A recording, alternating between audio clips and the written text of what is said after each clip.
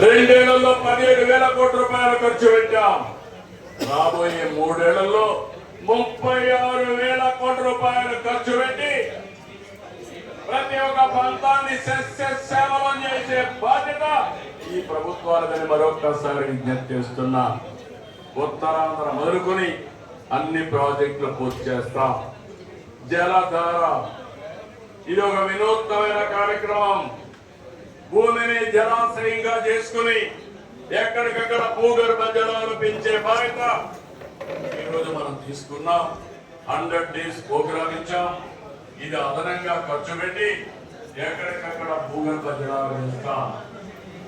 అభివృద్ధి చేసి సంపద సృష్టించలేని వాళ్ళు సంక్షేమం గురించి మాట్లాడే అర్హత లేదు.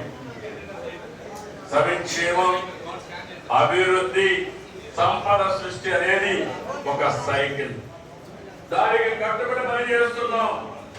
పరిశ్రమలు, పెట్టుబడులతో పాటు రాష్ట్రానికి ఆర్థిక వనరుగా ఉండే అద్భుతాల రాజధాని అమరావతి నిర్మిస్తున్నాం.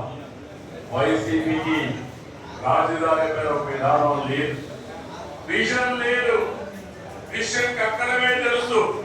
ప్రతిపక్షంలో అమరావతికి మద్దతు అన్నారు, అధికారంలో 3 రాజధానులు అన్నారు. ప్రతిపక్ష హోదా పోయాక ఇప్పుడు మావిగర్ అంటున్నారు. వీళ్ళని ఏమన్నారో నాకైతే అర్థం కాలేదు. కేంద్ర ప్రభుత్వం పార్లమెంట్ లో పెట్టి చట్టం చేసిన తర్వాత కూడా మావిగర్ మాట్లాడతారు. వాళ్ళకు ఒక గోల్ లేదు, అదొక అడ్డగోల్ బ్యాచ్.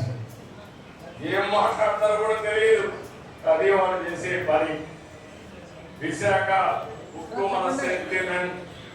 కేంద్ర సహాయంతో విశాఖ ఉక్కును నిలబెట్టాం. లాభాల